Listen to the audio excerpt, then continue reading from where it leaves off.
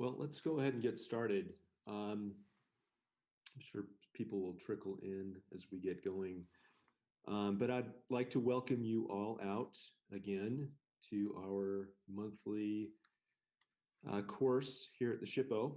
I'm glad that everyone could join us at the end of the month. I know it's a busy time. I just came here from my son's graduation, so it's been a busy morning. I hope we can get through this. I told Amber, who's helping me out today, that if she needs to jump in and save this presentation, uh, you may hear from her. But again, I'm excited to talk about this today. This is kind of an interesting topic. I hope to challenge you, to entertain you a bit, but to get you thinking about what preservation is and what it means. What it's meant to us in the past, what it means to us today, and where we're going in the future. So with that, we'll jump in. And again, this course is offered as part of an AIA-CES course series. So if you are an AIA member, you are eligible for credit, 1 LU for this course. So I will be following up with you if you are an AIA member. The learning objectives, we have 4 of them, and I'll leave this up for just a moment. I'll let you read through that if you'd like, but we'll kind of address these as we go through the presentation today.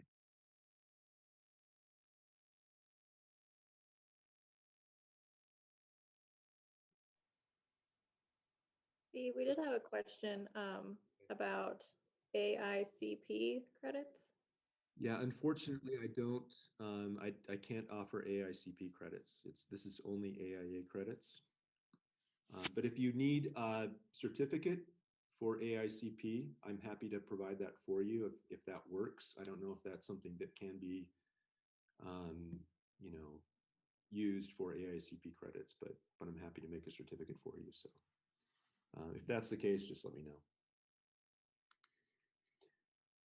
Okay, the course description, and if you noticed in the learning objectives, we've sort of laid this out like the Christmas story, right? Past, present, the future. So we may be scared today, we may be exhilarated. Who knows? We'll figure it out when we go. But this course will outline the history of the preservation movement beginning in 1847 with the arrival of the Mormon pioneers through today. It will identify key milestones, achievements, and failures, and address how each has impacted, for better or worse, the preservation of Utah's architectural and archaeological heritage. The course will be presented in 4 chapters, like I said, beginning with an overview of historic preservation in the U.S., followed by chapters on the past, present, future of the preservation movement in Utah. And if you don't know about this, if I haven't talked about it enough over the last month, this month is preservation and archaeology, historic preservation and archaeology month, as is every month, every May each year. So that's why we're doing this presentation this month. We wanted to do something a little bit more interesting than just kind of your, prosaic architectural, technical topics. So hopefully this will give you kind of an overview of preservation and give you something to think about for this month. My name is Stephen Cornell, and I'm the state historical architect here at the SHPO. And Amber Anderson is our tax credit coordinator. She's going to be kind of helping me out today, but she's available to answer questions as well at the end if anyone has those. She's very well versed in all these topics, as is Roger Roper, who I see on the call. So feel free to ask any of us, questions at the end, but we'll kind of reserve questions until we get to the end of the presentation. So let's jump right in. So again, the first learning objective is just to kind of give an overview of the historic preservation movement in the U.S., just to better give you, this contextualization of how that's playing out in Utah. And when we talk about preservation, we're sort of talking about our cultural heritage. So early preservation efforts had a specific ideological motivation: saving colonial era structures tied to men. And that's kind of where preservation began. And in the 1850s, the woman on the right is Anne Pamela Cunningham. And ironically, she and a group of women called the Mount Vernon Ladies Association, which she founded, got together and formulated a plan to save George Washington's plantation in Virginia, Mount Vernon. The Mount Vernon Ladies Association was the first national historic preservation organization, and it's the oldest women's patriotic society in the United States. They bought Mount Vernon from one of Washington's descendants and set out about restoring it, raising money, you know, garnering interest in what this, you know, this structure meant, what this structure was to the U.S. It was in a pretty sad state in the 1850s, as you can see in this image. You know, it's got ship masts that were holding up the you know, the balcony that extended out from the roof. So it was in a state of disrepair, to say the least. The story goes, in 1853, Louisa Bird Cunningham was traveling on the Potomac River and passed by Mount Vernon. She was struck by its appearance, and fearing that it would soon be lost for lack of upkeep, she wrote a letter to her daughter, Anne Pamela Cunningham. And she commented that if the men of the United States would not save the home of its greatest citizen, perhaps it should be the responsibility of the women. These words galvanized her daughter into action. Initially writing under the nom de plume, a Southern matron, Anne Pamela Cunningham, challenged the first women of the South and later the women of the entire country to save the home of George Washington. And after convincing John Augustine Washington III to sell the property to them, Cunningham and the organization she founded set out to raise $200,000, a huge sum in today's money, about $5.7 million, to purchase the mansion and its 200 acres. The other movement that was happening at this time, you know, in the 1850s and 1860s, obviously, the Civil War that was, you know, sort of, you know, drawing all the resources of our nation. And so this was sort of driving the preservation movement. You know, we're preserving our cultural heritage, our great men. Now we're preserving the memory of our war dead. And in August 1863, just weeks after the Battle of Gettysburg, the first efforts to preserve that battlefield began when local attorney David McConaughey began purchasing acres of battlefield land that included the heights of East Cemetery Hill and the Little Round Top. And, you know, this was a private venture, this was a private enterprise, but it really was the first foray into, you know, battlefield preservation. Matthew Bradley, who was a famous Civil War photographer, and the image on the right is one of his photographs in Gettysburg, shows the crowds gathered for the dedication of the Soldiers' National Cemetery, where Abraham Lincoln gave his Gettysburg Address in November of 1863. The Gettysburg Battlefield Memorial Association added to McConaughey's land holdings and operated a wooden observation tower on East Cemetery Hill from 1878 to 1895. Now, the image on the left is the first memorial erected at Gettysburg. And it's an 1867 marble urn that's dedicated to the 1st Minnesota Infantry. So this really was the first effort to memorialize the war dead by, you know, the installation of this monument at Gettysburg. By May of 1887, there were 90 regimental and battery monuments on the battlefield, and the first bronze monument on the battlefield was Reynolds' 1872 statue in the cemetery. Now we're going to fast forward a bit. You know, there were things happening throughout the 19th century and into the 20th century, but the modern preservation movement really kind of took off with this, you know, with this building. This is Pennsylvania Station in New York City, and this was designed by McKim, Mead & White and completed in 1910. Its head house, which is the image on the right, was considered a masterpiece of the Beaux-Arts style, and was one of the great architectural works of New York City. Obviously, it just, you know, it evoked this Roman classicism like no other building could or had done it up to that point. Unfortunately, we all know the story, I think.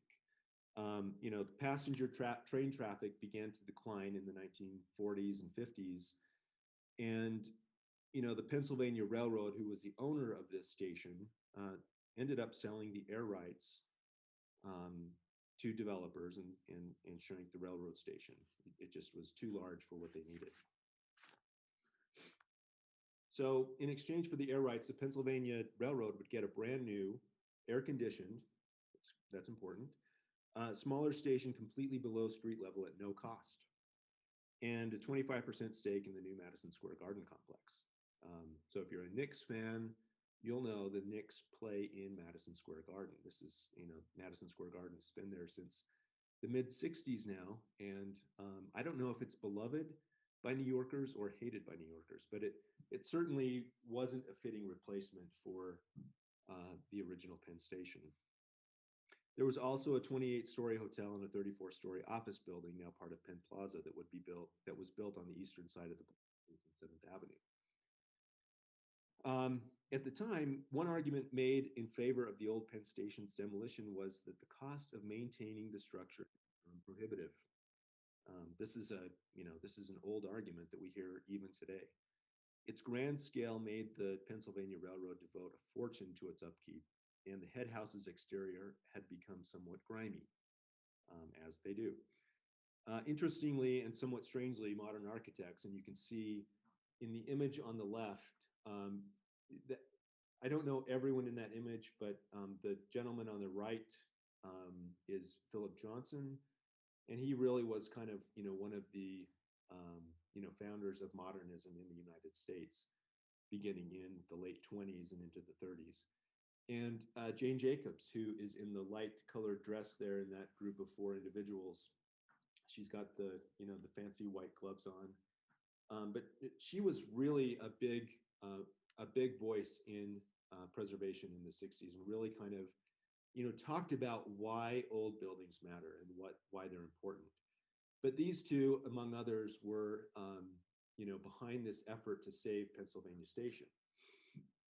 And again, I say it's interesting and somewhat ironic that Philip Johnson was involved in this, because he was such a strict, staunch modernist. He would adapt over time, but he sort of cut his teeth in modern architecture, in the international style movement.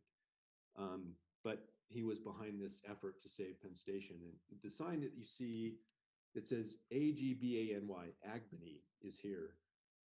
That actually stands for Action Group for Better Architecture in New York. So there were these architects and planners that all were sort of getting together to make a call for better architecture in New York. And their argument was that Penn Station was architecture.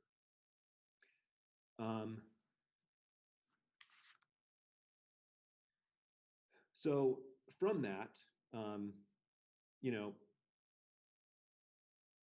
wanted to say there was a lot of public opposition to the demolition of Penn Station as well by the general public. This was really a developer's pragmatic argument. I'm going to go back one slide real quick if I can. Oops.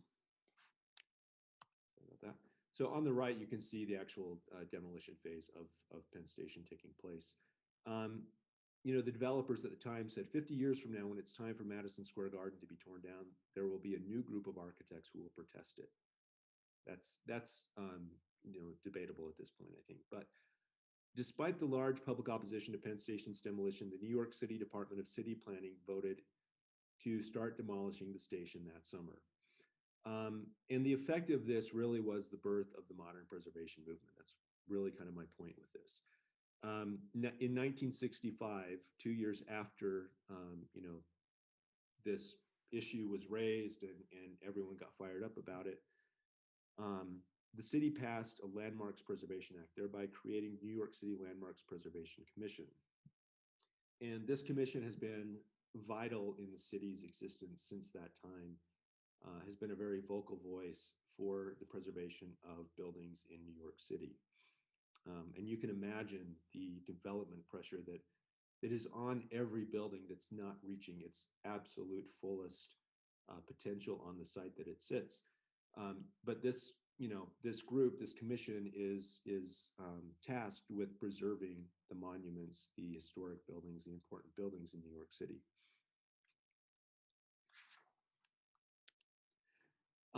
What this spurred was, national federal legislation to codify, preservation in our federal laws. And this is an image of Lyndon Johnson signing into law the National Historic Preservation Act of 1966. And this is legislation intended to preserve historic and archaeological sites in the United States. And it created the National Register of Historic Places, which I think we're all familiar with. But this is the most far-reaching preservation legislation ever enacted in the United States. And it's gone through, some changes over time since it was started in 1966. But where we're at today, excuse me, where we're at today is that we have 95,000 individually listed buildings on the National Register. That doesn't even sort of account for all of the historic districts and all the buildings that are contained within historic districts in the United States. And I'll come back to that figure a little bit later as we go through this conversation today. The first property to be listed was the Slater Mill in Pawtucket, Rhode Island, added to the register on November 13th, 1966. And it's from there. So that kind of takes us to Utah, where we're at in Utah, where we've been in Utah. So we'll sort of look at the preservation movement in the 19th and 20th centuries and how those ideas have changed. We'll probably focus most of our attention on Salt Lake City just because a lot was happening in Salt Lake City. Although some of these issues are playing out in other communities throughout the state to a lesser degree. In 1966, same year as the National Preservation Act, the Utah Heritage Foundation was organized largely because of the national attention being given to preservation, but also because there were some local issues that drove the creation of that organization, one which had the goal of preserving the past. So it was organized also to help other groups like the Utah Historic Buildings Committee of the AIA. So there was actually, a group of architects in the AIA in Utah that were concerned about, the demolition or the loss of historic buildings in our cities and towns. And the local issue in the mid-60s was the town square in Heber City. Now, just prior to this, and if you look at the map on the right or the drawing on the right, you can see a depiction of the town square that was done as part of the Rehabs survey. Rehabs is the Historic American Building Survey, which was essentially an alphabet agency that was started in the 30s during the Depression. But what they've done is they've documented the town square as it existed in the mid-60s. And you can see the top right is the social hall. Bottom right is the LDS Tabernacle, and bottom left is the county courthouse, the Wasatch County Courthouse. So the Utah Heritage Foundation was successful in helping to save the Tabernacle on that site. The LDS community there had outgrown that building, and that necessitated a new facility. But what was being threatened in 1966, though, was the Wasatch County Courthouse. And it was more than just one building. This was really about the square. The Utah Heritage Foundation deemed the town square unique in the contemporary West. The buildings are all of native sandstone, are compatible and complementary, and are both historically and artistically valuable. And again, these are a couple of products of the Rehabs documentation that was done in the 60s. The left is photographic documentation of the building as it looked in the 1960s when it was documented, and a drawn elevation and some details from the building from that same time period. it was a fairly simple building, but it had a a wonderful presence on that site on the town square, and its relationship to these other buildings really was an important part of Heber City's civic identity. But unfortunately, this is not something that was saved. It was in the papers, it made all the was sort of the talk of the town. Sorry, I'm getting a phone call. But ultimately, this building was lost. And these are a couple of articles from 1966 at the time, and the one on the right obviously shows, the progression of demolition in 1966. So the building was demolished. Again, I'm showing you that Habs documentation on the left and current street view or current aerial view from Google Earth on the right. And you can see the new courthouse that's been built on that site. And at the time, this was a project by Lorenzo and Young Architects. They were a fairly modernist architectural firm. They did a lot of projects throughout Utah, especially in Salt Lake City. But they said at the time, the building is planned as a dignified, solid, and substantial appearance, speaking about the new modern building. It's so designed as to accentuate rather than detract from the stately old Tabernacle, much as the ultra-modern visitor center on Temple Square emphasizes and accentuates the beauty of its companions, the temple, the tabernacle, and the assembly hall. So that was sort of the overriding, philosophy of the time, is that this would make the town square better. It would better accentuate these older buildings, even though it replaced a very nice old building, which we don't really know about today. So I want to jump around a little bit. I'm going to jump back into the 19th century and talk a little bit about preservation philosophy and preservation attitudes in the 19th century. And really, preservation was something that was practiced to some extent. It was not formalized in any way, but it really was just a pragmatic argument. If there was nostalgia for a building that didn't, do much for its preservation, it had to be a pragmatic argument. So what I'm showing you is an image of the Endowment House, which was on Temple Square. And it was an early building used by the church to administer temple ordinances. And the reason this building was built was because there needed to be a temporary structure while the temple was being built, which took a long time, if you remember. So they had been using the top floor of the council house, but they figured that this was a better idea. So they built this in 1855. The building was dedicated by Heber C. Kimball and came to be called the Endowment House, after the endowment ceremonies that were conducted in it. We won't go into any of that, but what's interesting to note is that this building was essentially in place and being used up through the 1880s.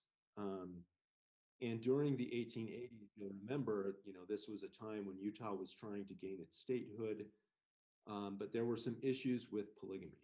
And this was one of the major sticking points to becoming a state. And the Endowment House really became a casualty of the anti-polygamy campaign in the US because of the Edmunds-Tucker Act of 1887, which disincorporated the LDS Church and allowed the federal government to seize all of its assets. That's just something that is unthinkable today. In response, church leaders ceased performing new plural marriages. In October 1889, Wilford Woodruff, president of the church, heard that an unauthorized sealing had occurred in the Endowment House. With that, Woodruff ordered the building razed in October of 1889. Like that was the defining moment. That's the end of it. It's no longer useful to us. We are going to demolish this building, despite its significant history, its important history to the early people of Utah.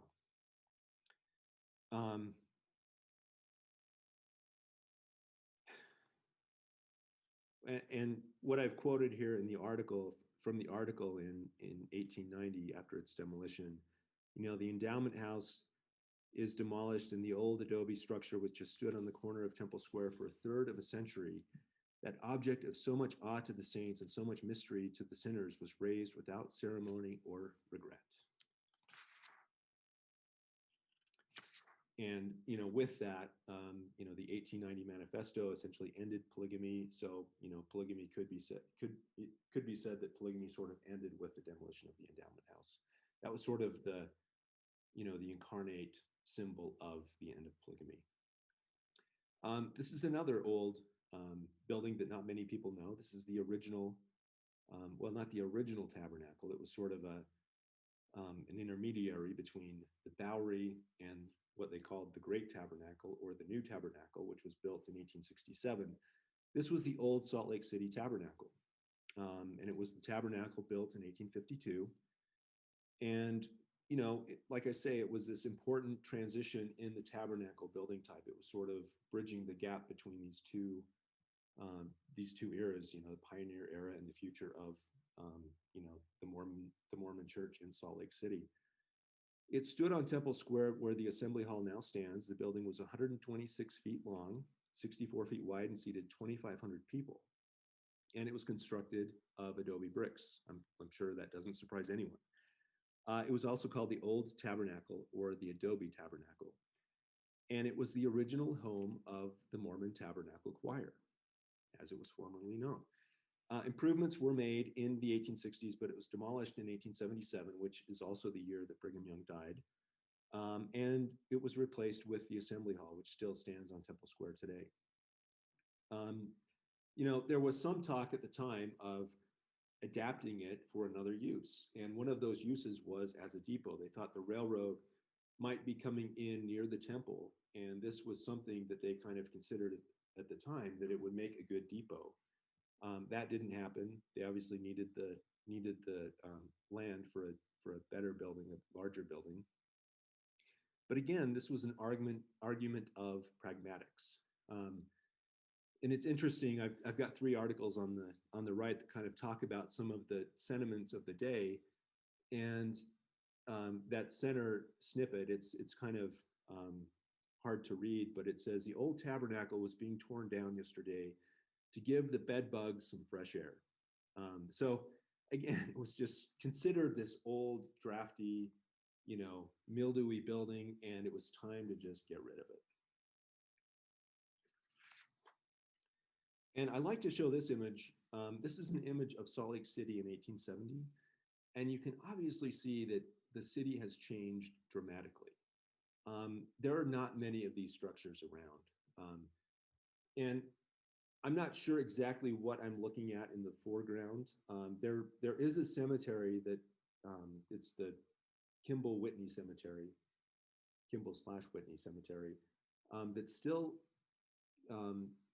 there today. And I think this might be part of that, but I haven't quite identified where we're exactly looking from. But what you'll notice is that, most of the city as it existed in 1870 is no longer there, with a few exceptions. I mean, the Tabernacle, the temple, which was just getting out of the ground in 1870, Brigham Young's various houses, but most of everything else has disappeared. So there's not much preserved from the 19th century that's remained to this day.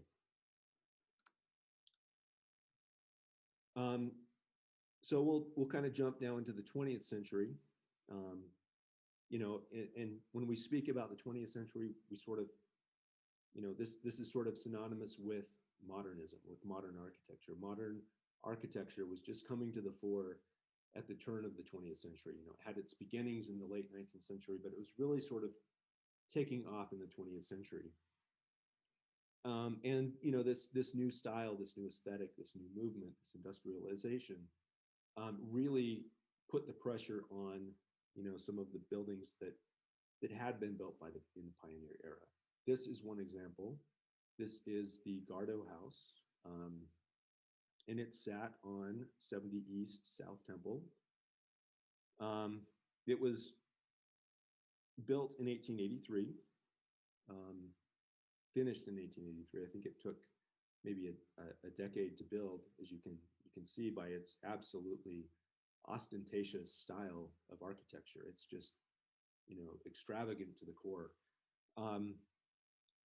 But it really was sort of this symbol of, Brigham Young's hard work and determination, and, of really kind of making the desert blossom into a rose. This was sort of the epitome of that idea. It contrasted so drastically with some of the very plain earlier homes that were being built in Salt Lake at the time. This really was a symbol of the wealth that the church had achieved by that point.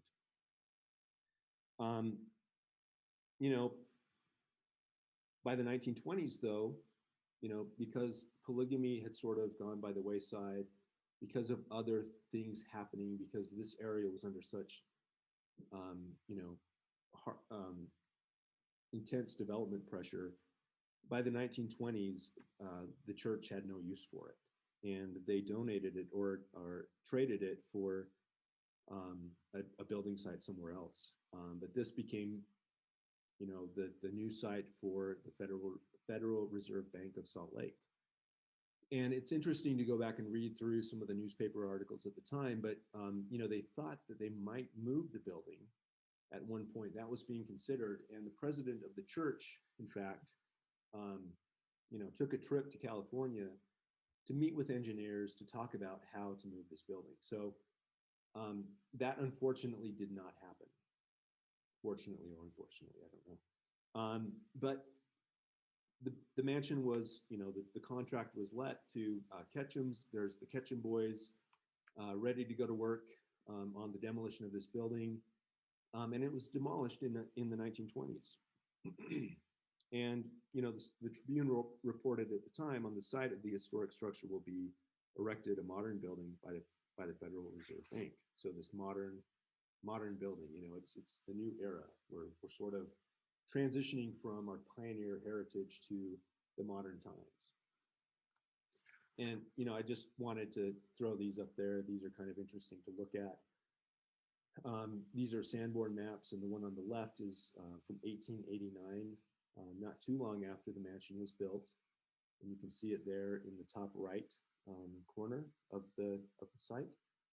And on the right is a Sandboard map from the 1950s, which says bank offices above. So that's where the Federal Reserve Bank building was located.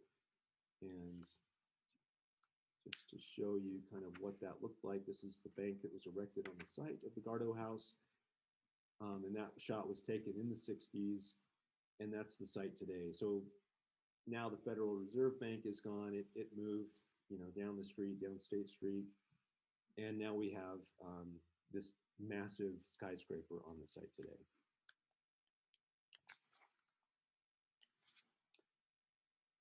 So at about the same time that this controversy, this brouhaha was coming to a head at Penn Station, we kind of had our own Penn Station happening shortly thereafter. And this is the Summit Stake Tabernacle in Coldville, Utah. I'm sure some of you are familiar with this building. But this was being considered for demolition in the 1970s. It was built in 1877, and the architect and builder was Thomas Allen. The construction of the tabernacle included 600,000 locally made bricks, so it was really built by the people. It was, kind of a labor of love built by the community. 75,000 feet of lumber and sandstone from the Coldville Ledge Quarry. The unique Gothic style architecture included a 117-foot tower that was visible miles away. The interior had stained glass windows imported from Belgium and an elaborately painted ceiling. The tabernacle was dedicated on May 14, 1899 by LDS Church President Lorenzo Snow. It has quite a history about it. After serving the Summit Stake and the greater Coldville community, for 70 plus years, the church administrators went through with plans to demolish the tabernacle. Now, I'm not undermining or speaking ill of the church in any way. I'm just sort of presenting the history as it happened at this time. So, there's no criticism of what, individuals did or didn't do with this building, but it's just to sort of drive home the point, what the attitudes were at the time. How were we thinking about this? What was the community thinking? So, as a preemptive move to prevent its demolition, it was listed on the National Register of Historic Places in 1971. And there were other attempts to preserve the building, including a group of residents that filed some court orders, and you could see, the image on the right kind of detailing or reporting on, some of that effort to legally challenge the demolition of this building. 2 days after this court order was obtained, a judge struck it down, and it was during that controversy that you can see that there was some effort at preservation, and in the 70s, this was deemed an appropriate preservation approach. And I would still argue that this is an appropriate preservation approach if we're faced with the demolition of the building. But the workers, you can see, are carefully, maybe not carefully, but they're extracting the murals that, were throughout this, the upper level of the building of various prophets and various church leaders. They removed the windows as well, and I'll show you some of that in just a second. But the building was demolished on March 5th, 1971. You can see an image taken at that time. I like to think that, these are some future preservationists pondering, what they can do when the next one of these rolls around. But it was a terrible loss to the community. It was a terrible loss for, just the culture of the community, for the culture of the church. But like I said, there was some effort at preservation. Now, again, this is a fairly modern, chapel that now stands in its place. But you can see that they've utilized the original windows in the modern aesthetic of this new building. You can see that on the image on the left and the upper right. And they've also, brought in the murals in some fashion. I think this is in what they call the cultural hall. I'm not sure exactly. I've never been in this building, but there was some effort at preservation of sort of, tipping our hat to the past for what it was, where we've been in this new building. It's obviously not an adequate replacement, but there again, this was kind of an attitude that was being touted in the 1970s. Social Hall. So if you know Salt Lake, this stood on State Street. The building on the left in this image is the Belvedere Apartments. And this was on the east side of State Street, between South Temple and First South. And, it was built in 1852. This was a pioneer era structure. And this was really kind of the entertainment center of the church, when they got to the valley. This was erected almost immediately. It was a center for social and cultural events, built from local sandstone. And, the upper story had a 20 by 40 foot stage and a large dance floor. This is downtown Salt Lake. There's development pressure happening. And by 1922, history had run its course. This building was no longer providing a useful function to the community, and it was demolished. Interestingly, in the 90s, when the old foundations were discovered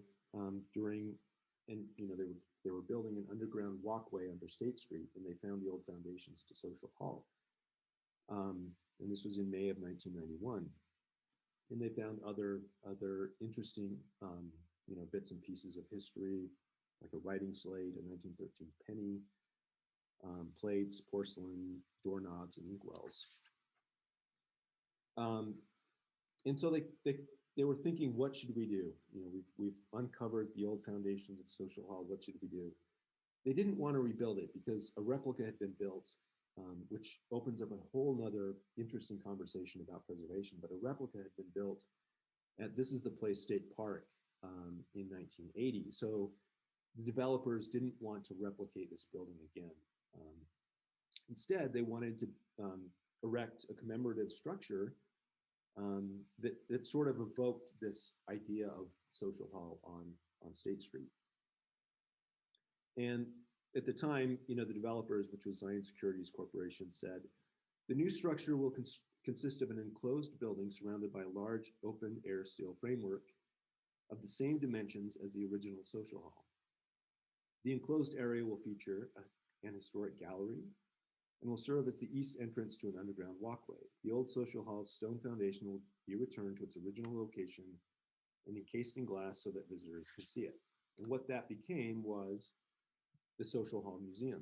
And this is no longer there because development pressure, again, has sort of overrun the site. But this was an interesting way to preserve, a piece of the past in just sort of a very subtle way. This was, again, you see the steel structure that was evoking the original dimensions of the building. There's an enclosed glass building inside of that, but this steel structure, it suggested that there was something here before, something important to history, something important to the city and the community. And this was not unlike a project that was built in Philadelphia at Franklin Court by Venturi Scott Brown. And this is Ben Franklin's house. And instead of, re-erecting it or reconstructing it, they did the same thing here. This preceded the Social Hall Museum by a few years, but that it's the same idea. It's getting at the past without providing a literal connection to the past. It just sort of gives us a glimpse of what was there at one time. Now, at the end of the 20th century, which seems like a long time ago now, an article came out in Utah Preservation Magazine, and I want to thank Roger Roper for bringing this to my attention. But it listed the top 25 rehabs of the 20th century. And I say 24 because I counted through, the buildings in this article, 5 or 6 times, and I always came up with 24. So I don't know what that elusive 25th rehab of the 20th century is, but it's out there somewhere. So if somebody can find it, please let me know. But these were typical, of what we would think of as being good rehabs of the 20th century, or good preservation of the 20th century. We had buildings like, the Cathedral of the Madeleine in Salt Lake City, the Petite Neat School in Payson, and the Ephraim Cooperative Mercantile Institution in Ephraim.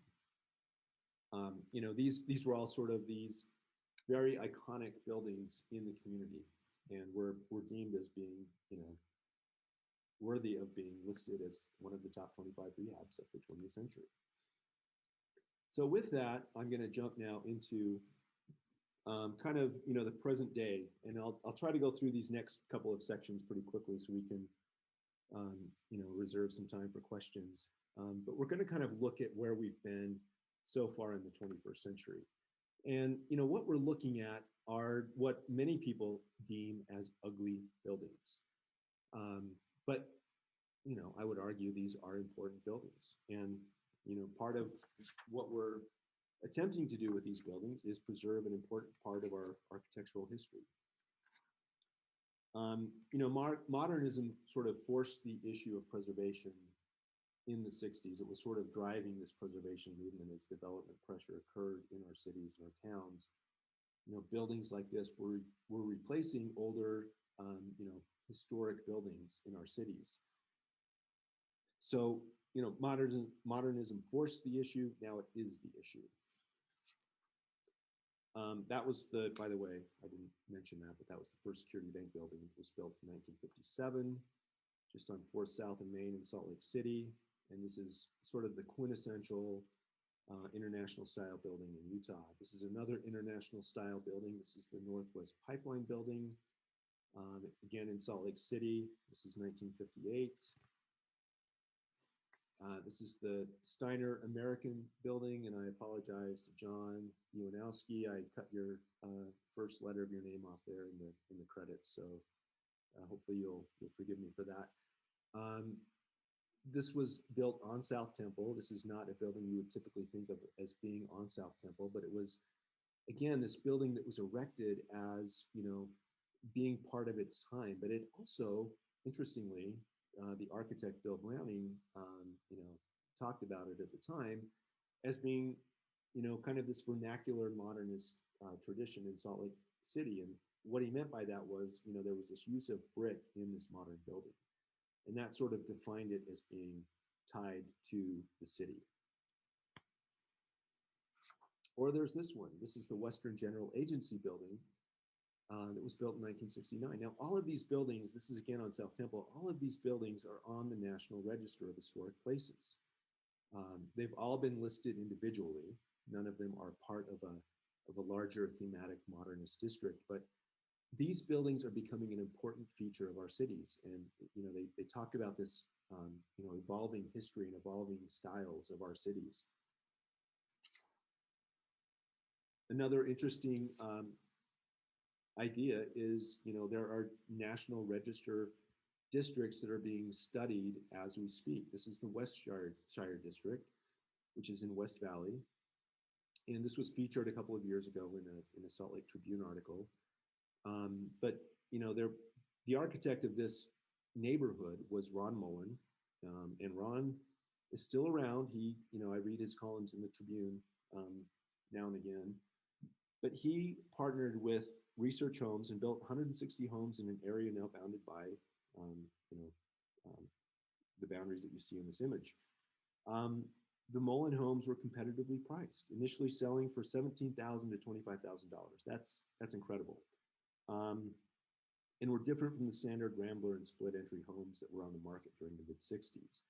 And I want to make sure that I, reference Kirk Huffaker, who made that comment at the time. Kirk has spent a lot of time looking at these buildings and is actually, sort of doing this current study on this district. This is going to be a National Register district. So it's going to be a National Register district with modern 1960s homes that are being featured in that.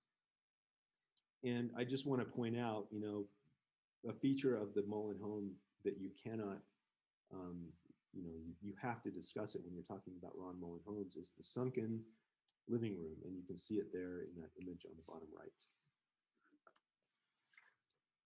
Modernism is here to stay. It's around. It's, doesn't really matter what you think of it. It's something that's being preserved, and it's in the, it's in the current vocabulary, so to speak.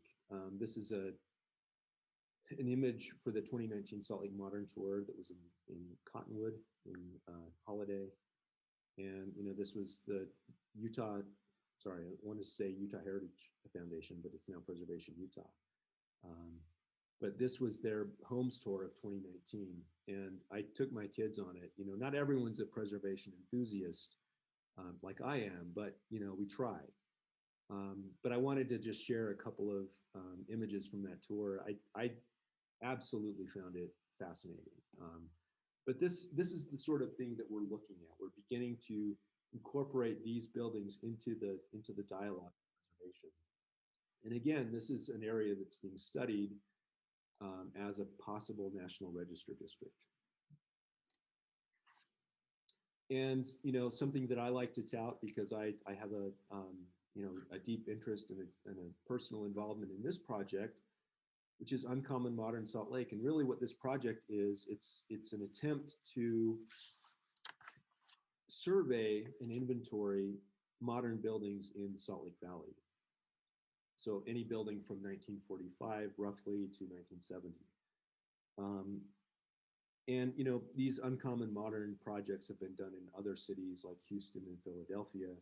So we thought we would do it here. And what I'm showing you on the right is just kind of a screenshot of the many modern buildings that we have come across, tagged, you know, inventoried over the last few years. And, you know, I don't know what the last count is that are included on this map, but we're well over 1,000 at this point. And, you know, really what the point of this project is to take a snapshot in time of our modern architectural heritage. You know, this is here to stay. One sad note on this is so much of our modern building stock is being demolished because a lot of people think it's ugly. It's you know, run its course and it's time to replace it with something else. So a lot of the buildings that you see on this map, you know, that were there 3 years ago are no longer there. So what does the future hold? You know, there's development pressure. There are a lot of social changes happening, you know, in the current moment and will continue to happen in the future. So what is preservation? You know, we know what it has been, but where are we going? And I want to, I'll throw a link up at the end if you're interested. Sarah Marsom spoke earlier this month as part of the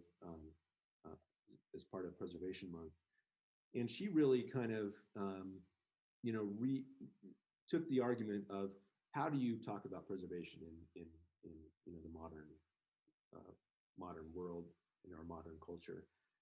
And her argument is that we need to reconstruct preservation. We need to think about it in a different way. We know what it was, what it has been, but where are we going with that? And I made a reference to the 95,000 listed properties on the National Register.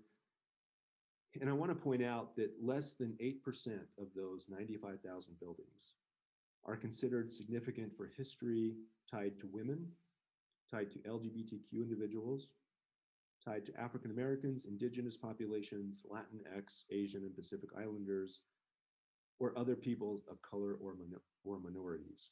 And, you know, some of this is due to just the formalistic and technical nature kind of baked into the National Register system. So there's sort of been a passive acceptance of this, but, you know, it's before us today, and we need to take an active role in, you know, looking at different narratives, providing and adapting our narratives so that they don't just speak about one people, but they're inclusive and equitable. So that's sort of what we're asking. What is preservation? And how do we bring it along into the 21st century? Now, some of the things that we've done in the last few years are pretty interesting. You know, if you were around and, you know, sort of had your eyes open 2 years ago, you know, we had the big Spike 150 event, which was the 150th anniversary of the, you know, the driving of the last spike in 1869. And, you know, we've always sort of talked about this event as, you know, the two railroads coming together, and you see that iconic image of those two trains, you know, standing, you know, in front of each other. And what that fails to talk about is, you know, the minority groups that built the railroad itself. And a large effort of the Spike 150 celebration was to tell that story. And, you know, many of the railroad workers were Chinese railroad workers.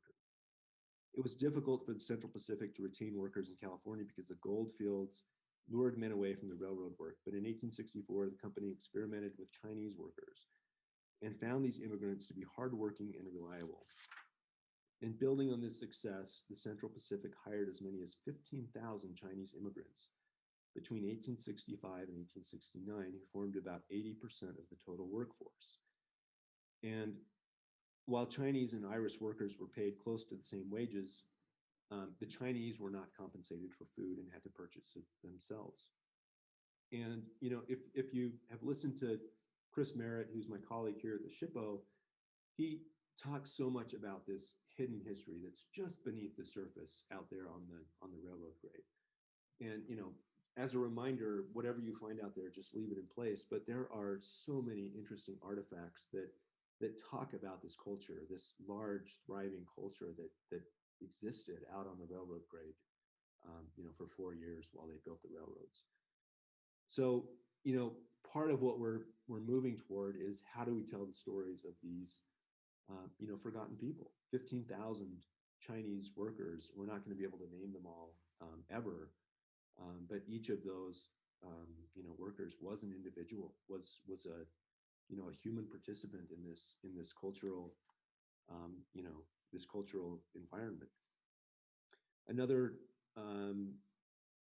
movement to point out is the Utah celebration of women, the Better Days 2020, which 2020 was not the way we all envisioned it, but Better Days 2020 was really marking the 150th anniversary of women being the first in the nation to vote under an equal suffrage law. It also marks the 100th anniversary of the 19th Amendment, extending women's voting rights throughout the United States. So this is again an effort to talk about, I don't want to say underrepresented groups, but disenfranchised groups. Women were a disenfranchised group, in the 19th and into the 20th century. The other thing I want to point out is, this is something that we're sort of helping to push along through our office is, the Latinx multiple property documentation survey. And this is going to be a National Register thematic district in Utah. Currently, there are only two properties or two properties that are listed on the National Register in Utah that promote Latinx culture. So, this is a huge part of our culture. The first non-Indigenous peoples to visit Utah were Spanish missionaries, and Latinx Utahns represent the largest minority group in the state. But there's this huge inequity in terms of what we decide to list on the National Register and what it actually represents the population of Utah. And so this is something that we obviously need to do better with. I want to just sort of end on this one. This is the Oljedo Trading Post down in Oljedo, Utah. It's on the Navajo Reservation in southeast Utah. And it's pretty desolate down there. Yeah, there's not a lot, a lot of thriving things happening down in this area. But I wanted to just talk about this for a minute, talking about expanding our narrative. And maybe I'll be kind of hopping up on a soapbox here for a moment. I want us to think about where we're going with preservation. Where does our focus go, and how do we interpret a site like this, which was in essence, a sanctioned enterprise on the Navajo Reservation in the early part of the 20th century. There's a tiny village adjacent to this trading post, but there's not much else out there. There's a remnant of an airstrip, which came later. But the trading post itself is falling into ruin. And this trading post was built in the early 20th century. It's on the National Register. Was listed in the 80s. But it's a story of interactions of a dominant culture with a culture that has been sort of pushed asunder. It's a story of the economic inequality of those cultures. And the trading post was something that was useful and beneficial to the Navajo nation and to the Navajo individuals that were living on the reservation. It was the center of the economy. It was the marketplace for the populace down there. But it was run by a white individual. Now this individual, this trading post was run by, sorry, I'm losing my notes here. Sorry about that.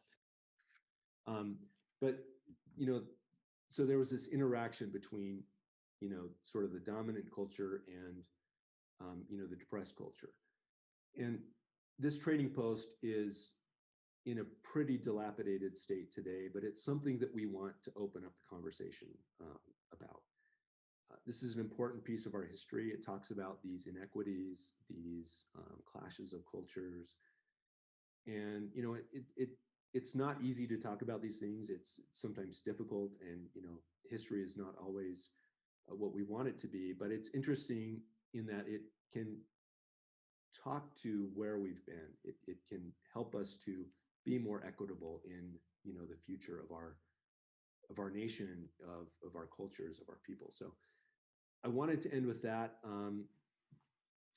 and just get us to kind of think of how do we expand the narrative of preservation? How do we reconstruct the idea of preservation to be inclusive of all people? That's really what history is. It's a history of all people, not just some people. So with that, real quickly, I will just plug our YouTube channel, the Utah State Historic Preservation Office channel.